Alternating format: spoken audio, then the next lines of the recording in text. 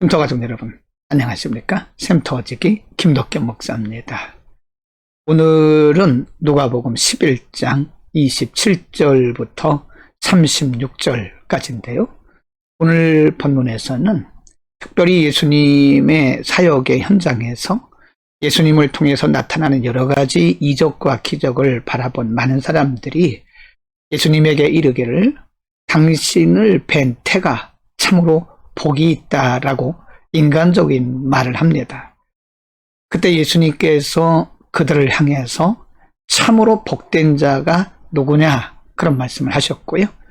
또 어떤 이들은 예수님에게 하늘로서 내려오는 표적을 구했습니다. 당신이 정말 메시아라면 메시아의 표적을 보여달라는 얘기죠. 그때에 예수님께서는 또 참된 표적이 무엇인가에 대해서도 말씀하고요. 마지막 부분에 가서는 그래서 인간의 눈이 보는 관점이 얼마나 중요한 것인가를 말씀하셨습니다. 11장 27절 28절에 보면요, 이 말씀을 하실 때에 무리 중에서 한 여자가 음성을 높여 이르되 당신을 뵌 태와 당신을 먹인 젖이 복이 있나이다 하니 28 예수께서 이르시되 오히려 하나님의 말씀을 듣고 지키는 자가 복이 있느니라 라고 저들의 복관, 저들이 가지고 있는 잘못된 복의 개념과 복관에 대해서 바로 가르쳐 주셨습니다.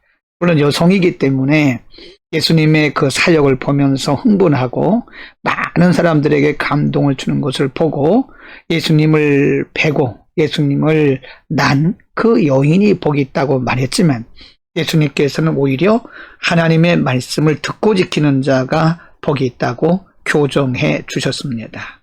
또 11장 29절 이하에 보면요, 또 어떤 사람들은 예수님에게 참된 표적을 구했습니다. 29절 무리가 모였을 때에 예수께서 말씀하시되 이 세대는 악한 세대라 표적을 구하되 요나의 표적밖에는 보일 표적이 없나니 30절 요나가 니느웨 사람들에게 표적이 된 것 같이 인자도 이 세대에 그러하리라. 심판때 남방 여왕이 일어나 이 세대 사람을 정죄하리니 이는 그가 솔로몬의 지혜로운 말을 들으려고 땅 끝에서 왔음이거니와 솔로몬보다 더 큰 이가 여기 있으며 32절 심판때에 니느웨 사람들이 일어나 이 세대 사람을 정죄하리니 이는 그들이 요나의 전도를 듣고 회개하였음이니와 요나보다 더 큰 이가 여기 있느니라 라고 말씀합니다. 많은 사람들이 예수님으로부터 메시아된 표적을 구했지만 예수님께서는 요나의 표적, 즉 예수님께서 사람들에게 고난받으시고 예수님이 십자가를 지시고 죽으셨다가 3일 만에 다시 살아나실 이 표적이 진정한 표적이라고 예수님 말씀하셨습니다. 여러분, 기독교의 참된 표적은 십자가입니다. 많은 사람들이 종교적 의미로 기독교의 표적을 구하나 사실은 예수님께서 말씀하신 것처럼 인류를 구원하시기 위해서 죽으신 예수 그리스도의 십자가, 그리고 죽음에서 다시 살아나심으로써 믿는 자의 첫 열매가 되신 예수 그리스도의 부활, 이것이 바로 최대의 표적이고 소망인 것입니다.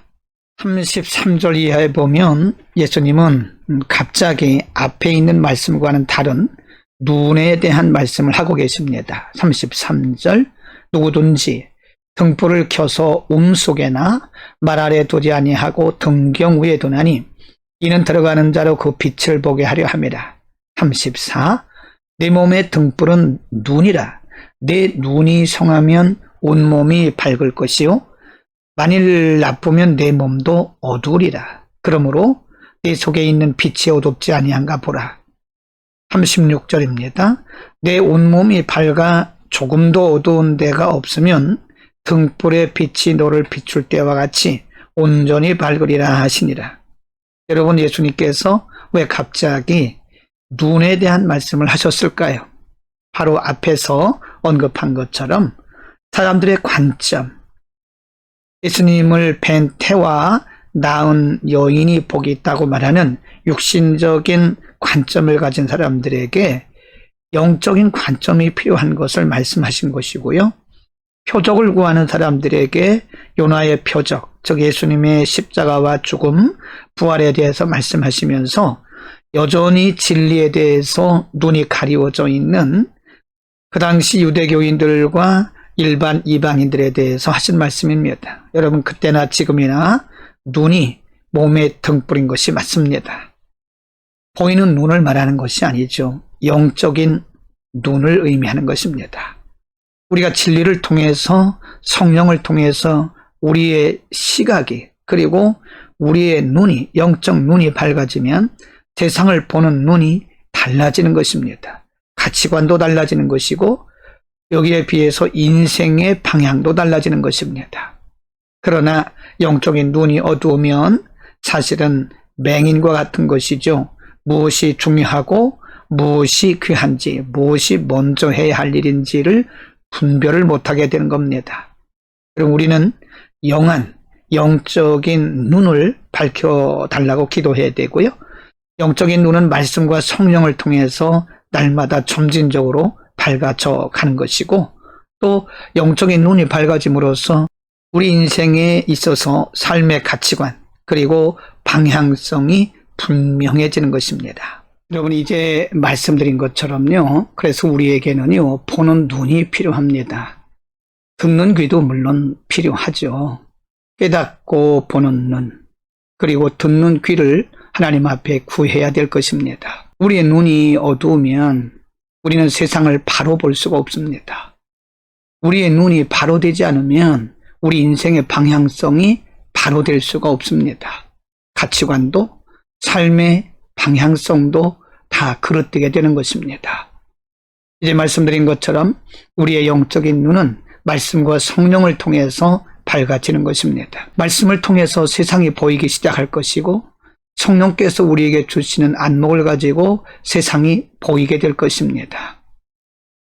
마치 우리가 검은색 안경을 끼면 세상이 검게 보이고, 흰색 안경을 끼면 세상이 희게 보이고, 노란색 안경을 끼면 세상이 노랗게 보이는 것처럼 우리의 눈에 따라서 우리의 시각이 달라지고 인생의 방향성이 달라지고 인생의 가치관이 달라지는 것입니다.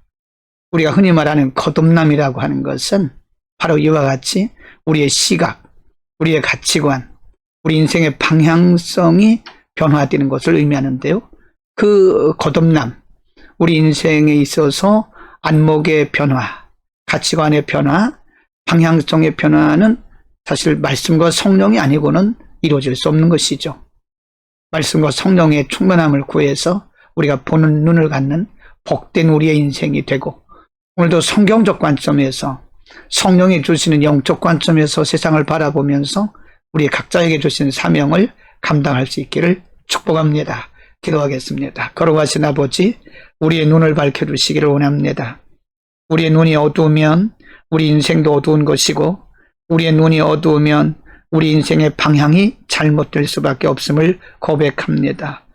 말씀과 성령을 통하여 바로 보고 또 바로 듣고 바로 살아갈 수 있도록 우리의 영적인 안목을 날마다 새롭게 하여 주옵소서. 말씀과 성령을 통하여 전능하신 하나님을 바라볼 뿐만 아니라 이 세상을 하나님의 관점으로 볼 수 있도록 은혜를 덧입혀 주옵소서.